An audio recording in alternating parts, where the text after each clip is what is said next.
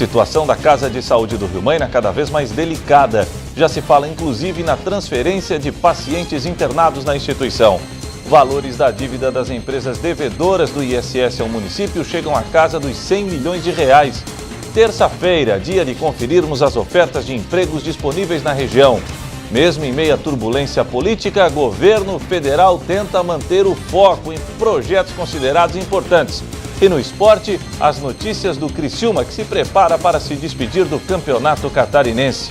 As notícias de Criciúma e do sul de Santa Catarina você confere a partir de agora. No ar pela TV Primavera, Informe Região.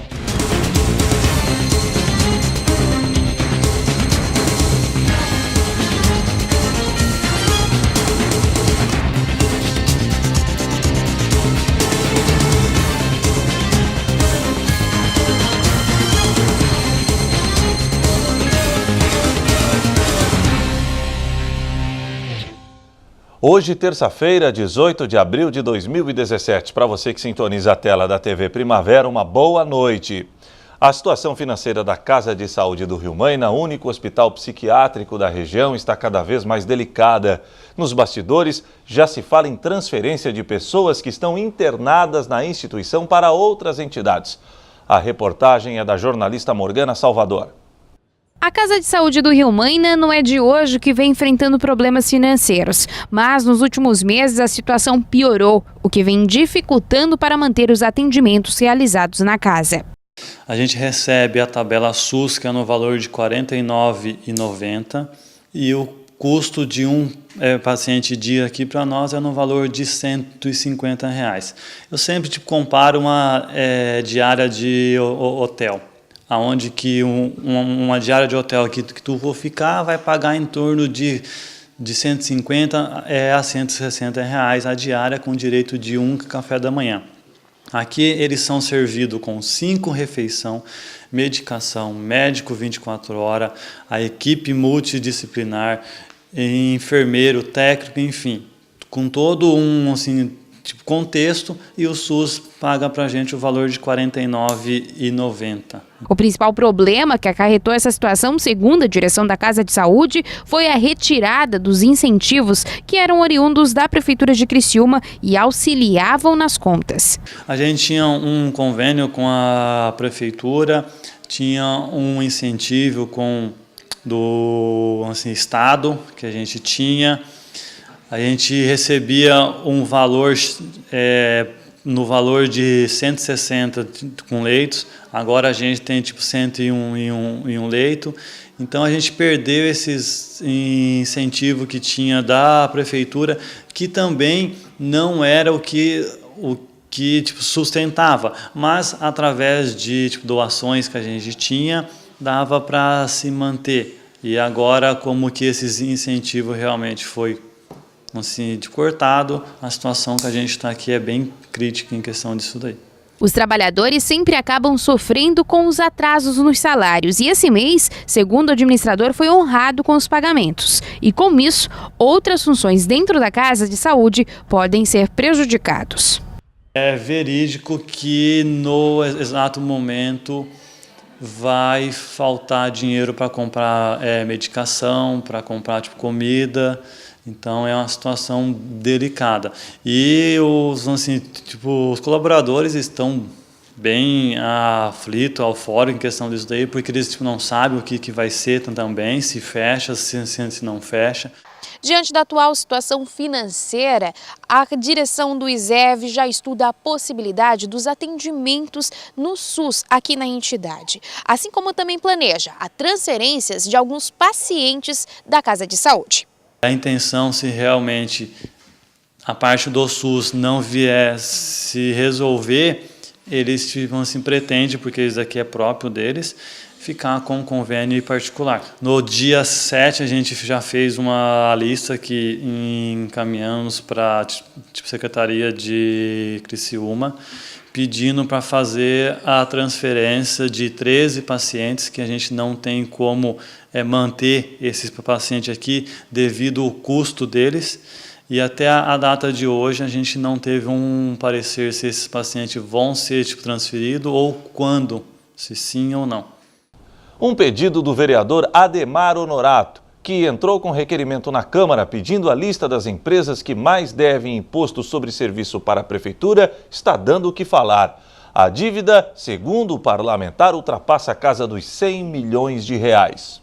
O vereador Ademir Honorato apresentou na tribuna a dívida ativa do município, que hoje já atinge 120 milhões de reais. Através dos requerimentos, busca respostas do Executivo. Eu pedi os 50 maiores devedores de ISS do município, também aqueles que estão discutindo na Justiça, né? Aí foi me enviado esses números dessas 50 maiores empresas e elas têm um montante de mais de 120 milhões, só essas 50 empresas. Tem mais empresas, né? Isso foi só um corte, uma meta, 50, né? E então, daqui para frente, a gente tem que pensar o que pode ser feito com esse dinheiro. É isso que eu pergunto, né? Que nós fizemos outro requerimento ontem para o prefeito, pedindo quais as medidas que ele vai tomar para isso acontecer. O secretário da Fazenda alegou que está sendo trabalhado para que a dívida oriunda dos ISS possam chegar aos cofres públicos. Criciúma é um município pioneiro no Brasil em relação ao protesto da dívida ativa. Então, é inscrito em dívida ativa e enviado automaticamente para protesto, porque é a melhor forma de recuperar os créditos. Até o apoio do Ministério Público, nesse caso, tem sido fundamental. E um termo que determina a transparência entre o município e o MP devem ser firmados no próximo dia 26, onde o sistema da Prefeitura vai poder ser acessado pelo promotor, que vai auxiliar nessa cobrança dos impostos das empresas que ainda não pagaram a dívida. Tanto estamos buscando que estamos assinando um convênio com o Ministério Público para facilitar essa troca de informações e o Ministério Público nos ajudar na questão da cobrança e, se caso o contribuinte não pague, o Ministério Público entrará com ação penal. Um outro ponto que vem sendo questionado pelo vereador é que algumas empresas que possuem dívida em aberto com o município ainda não foram ajuizadas. Um exemplo para Criciúma Prev. Tá esse rolo de dívida, isso e aquilo, é dinheiro dos funcionários. Tá lá que tem que ser depositado. Tá faltando, não estão depositando, não estão recolhendo. Por quê? Se todos os impostos estão em dia, o prefeito pode fazer. Então essa é uma oportunidade para o prefeito poder vir e cobrar e realmente fazer diferença para ele e para nós, para os municípios, para todos nós do município. A seguir, em meio à turbulência política, o governo federal tenta manter o foco em projetos considerados importantes.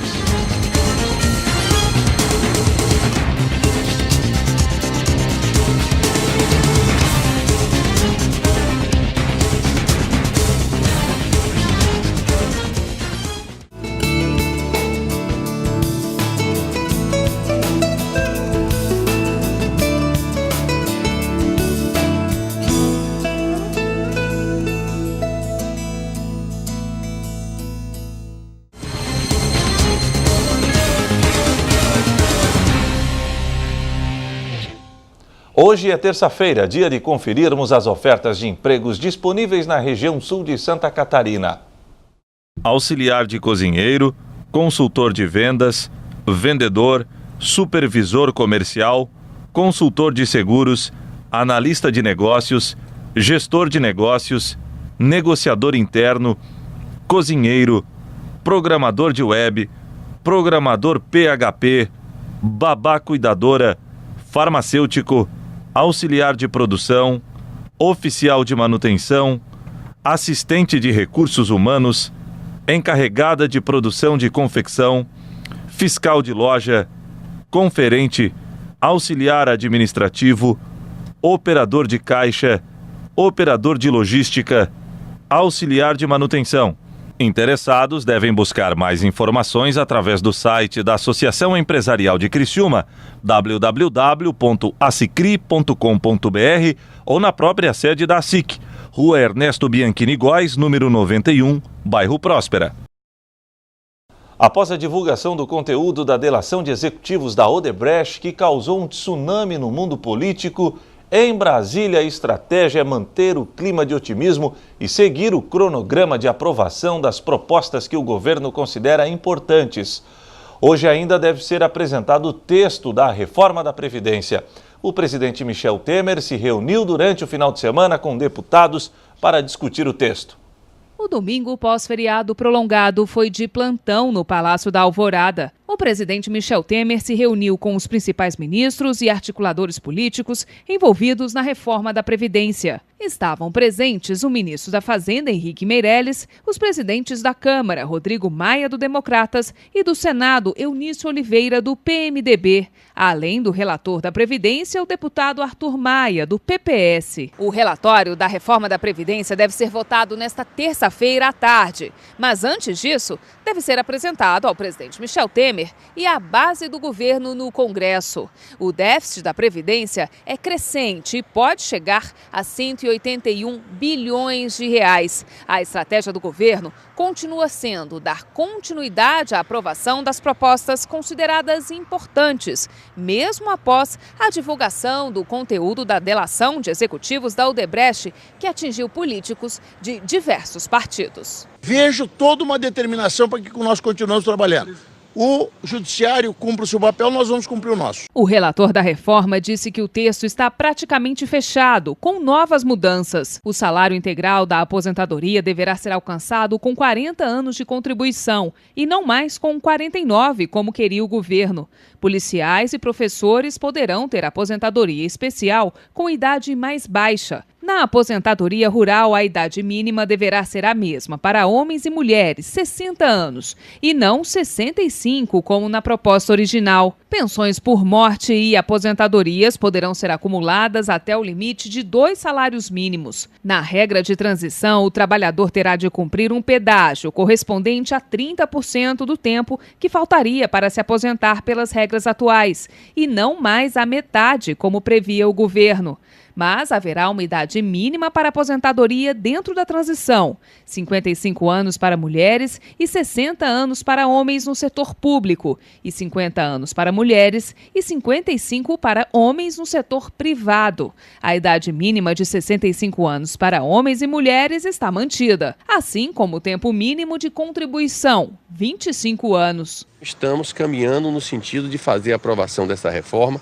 Essa semana temos aí pela frente a reforma trabalhista, tem a questão da própria PEC da Previdência. Então, esses trabalhos estão tendo prosseguimento. Eu tenho certeza que nós teremos resultados muito significativos para o país com essas aprovações. Para o ministro da Fazenda, Henrique Meirelles, a conclusão é que a reforma não é uma questão de opinião ou preferência, e sim uma necessidade matemática. Ele previu que se o país não fizer a reforma no devido tempo, as taxas de juros, ao invés de caírem como agora, vão subir fortemente. Segundo o ministro, vai faltar recurso para o financiamento e o consumo, o investimento e o desemprego voltarão a crescer. Meirelles rebateu argumentos que classificou como falaciosos sobre o suposto superávit da Previdência Social, que dispensaria a reforma proposta pelo governo do presidente Michel Temer. O ministro também rebateu outro argumento utilizado por entidades contra a reforma, que é a suposta acomodação do governo em não cobrar a dívida previdenciária, hoje superior a 400 bilhões de reais. Segundo Meirelles, os devedores são cobrados, mas a maioria, quase 60%, são companhias falidas, quebradas. Nesta segunda-feira, em uma entrevista à Rádio Jovem Pan, o presidente Michel Temer também aproveitou para responder a boatos de que tenha conversado com os ex-presidentes Fernando Henrique Cardoso e Luiz Inácio Lula da Silva para costurar um pacto para conter danos da Operação Lava Jato. Fazer um acordão para solucionar os problemas que hoje, como disse a vocês, está entregue ao Poder Judiciário, está entregue ao Ministério Público, né? E até aproveitando para dizer a Denise que nós vamos caminhar no plano ético, fazendo com que as instituições funcionem. Polícia Federal, Ministério Público, Judiciário, né? Então, fazer um acordão para acabar com o que está aí, isso é absolutamente inviável. Eu não participo, não promovo e jamais fui questionado ou perguntado a respeito disso, se toparia fazer uma coisa dessa natureza. O presidente ainda descartou a possibilidade de convocar uma Assembleia Constituinte para tratar da reforma política. Ele apontou a demora para o começo dos trabalhos como o principal problema e afirmou que a Lava Jato só é possível graças à Constituição atual de 1988. Você sabe que a Constituinte se dá quando há uma ruptura com o texto constitucional. Quer dizer, você rompe com a Constituição anterior e coloca, portanto, com o Estado anterior e coloca outro Estado no lugar. Você imaginou agora? Vamos cronometrar no tempo. Você tem que fazer uma eleição para a Constituinte, que vai levar um tempinho, pelo menos, 1, 2 meses, 3 meses. Depois você tem que ter os trabalhos da Constituinte, que para ser séria, adequada, competente, vai levar vários meses, se não levar 1 ano, né? A outra levou mais de 2 anos. A seguir, as notícias do Criciúma, que se prepara para se despedir do Campeonato Catarinense.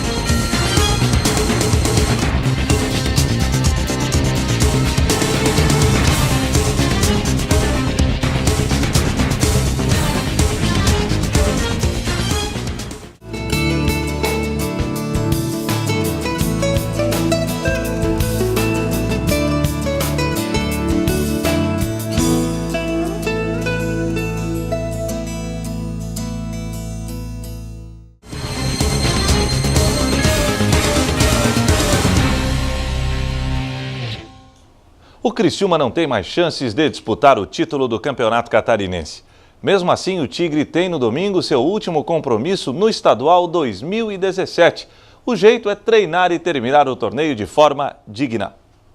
É uma semana de despedida para o Tigre. Com uma campanha irregular no Campeonato Catarinense, o tricolor não tem mais chances de conquistar o título do estadual. Porém, engana-se quem acha que o Carvoeiro não irá se dedicar para o último compromisso da temporada no Regional, diante da Chapecoense.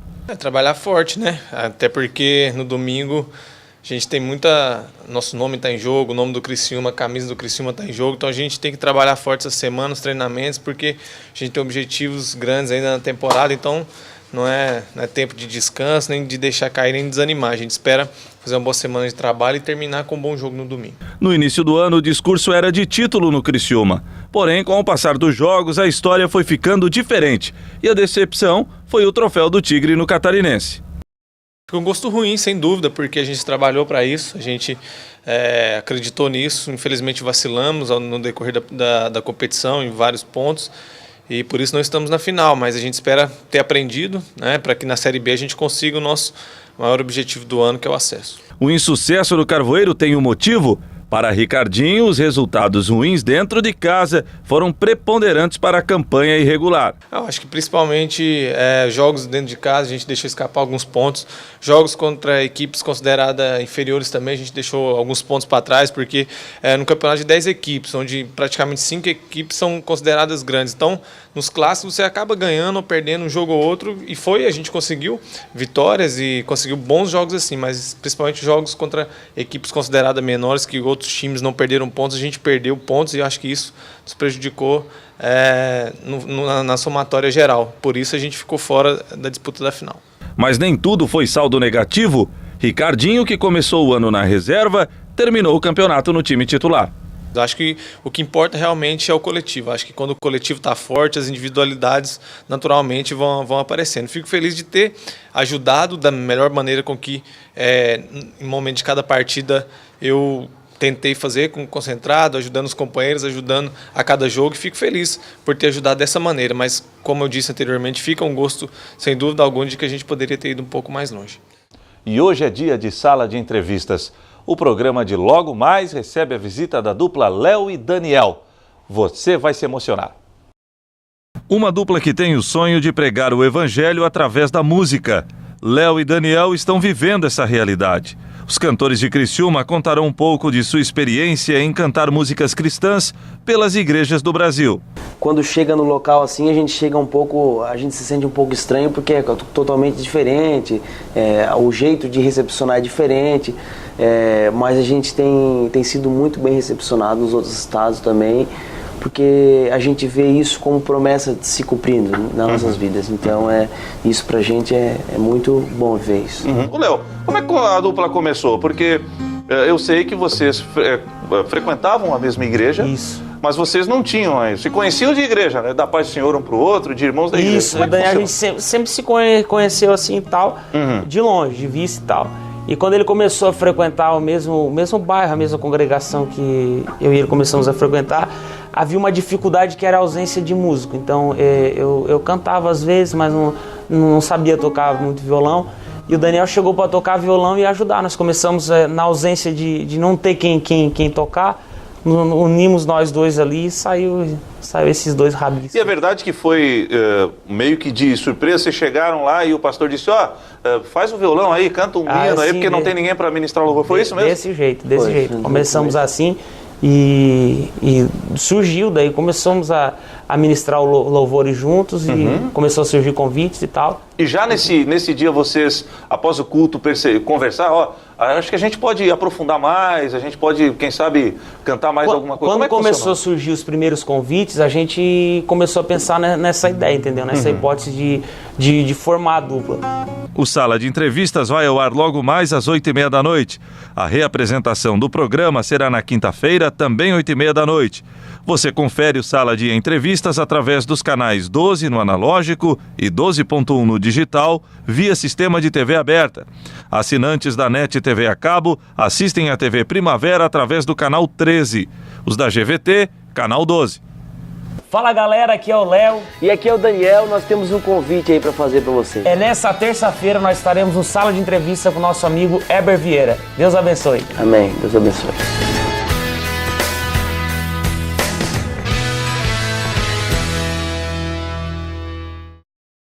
E o Informe Região desta terça-feira fica por aqui. Voltaremos amanhã, se Deus assim permitir. Boa noite.